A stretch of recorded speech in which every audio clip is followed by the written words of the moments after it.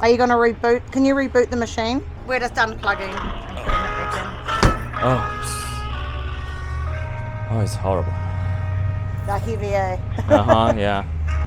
Woohoo! Done. Oh my god, this stupid machine. Oh god. Oh, honestly, these guys were having problems. Happy New Year! You saved my day. Thank you so much. 好了，好麻烦，充电每个充电站都不一样，还好有人帮忙。刚刚是我们发生在新西兰电车充电站的一幕，我们用的那个坏掉了，后来是这位好心大姐帮我们打电话，然后她把位置让给我们，我们才充上了电。2024年12月，我们全家4口跟朋友一起进行了为期21天 Model Y 自驾环岛露营，一路上充电无数，踩坑无数。如果你们有计划电车环岛的朋友，可以先看完我这个视频，再决定要不要开车环岛。当然，如果赶时间的小伙伴，可以直接把进度条拉到最后，我把这次的路线图和特斯拉超充站的详细信息全部放在后面，以供你们参考。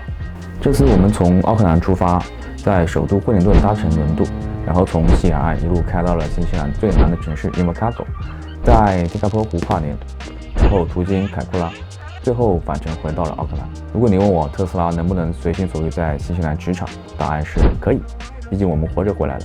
但是你问我开得爽不爽？这个我们需要一起来盘一盘。我们的车是2023乞丐版的 Model Y， 60度电池，满电标称续航455公里，实际填下来我觉得的安全续航在320公里左右。这次是夏天露营，所以车顶箱和后备箱全部塞满了露营用品，包括后备箱的小冰箱也是全程打开使用。小冰箱一天大概会消耗1到2个电左右，在电量上的表现为2%到3%左右。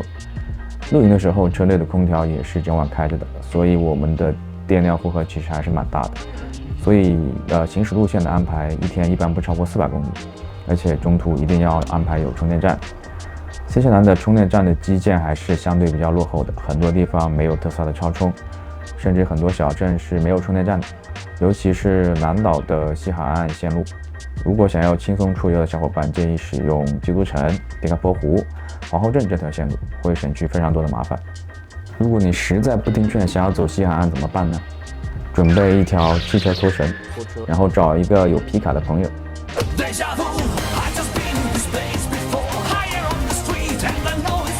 OK， 其实西海岸这条路线还是有第三方充电站的，比如 ChargeNet、BP， 可以直接下载他们的 App。里面有每个充电站的地址和使用情况。需要注意的是，有很多小镇的快充接口，也就是 CCS， 特斯拉使用的只有一个，有几率会出现排队充电的情况，千万要留足充电的时间。而且一般这个充电口最大电流是50千瓦每小时，如果你没有概念，作为对比，特斯拉超充的最大电流是250千瓦每小时，所以充电时间会大大的延长。然后最需要注意的是，有几率充电桩会出现故障，就跟视频开头发生的一样，插上去是没有反应的。这个时候你一定要第一时间打给他们客服询问解决办法，一般的情况下重启就可以了。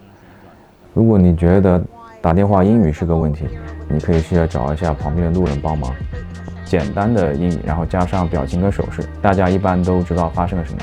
而且这里人都非常 nice， 就像视频里的大姐一样，热心的帮我们联系沟通解决这些问题。比起在外面到处找充电桩，这个时候露营的好处就体现出来了。特斯拉的官方有一款圆头16安的充电转换头，可以直接转接在营地的电线桩上。有的电线桩并不在帐篷附近的情况，你还需要准备一根充电延长线。然后小学老师教过，16安的充电速度可以比家用10安的快1倍。快1倍是多长时间呢？从20%到100%，也就是12个小时左右吧。所以可以的话，尽量不要让你的车离开营地，然后每个营地最好停留2到3天时间，让电池可以充分充电。好的，如果抛开充电续航这方面的事情， Model Y 露营有着它独特的优势。你只需要打开露营模式，放倒后座，然后车尾连接帐篷，一个舒适又24小时有空调的房间就组合好了。我们这次使用的是 Natural Hike 的更 L7 充气帐篷，一个人只需要4分钟就可以独立完成搭建。帐篷跟特斯拉完美连接，防风防雨。使用这款帐篷可以和家人一起享受每一场露营。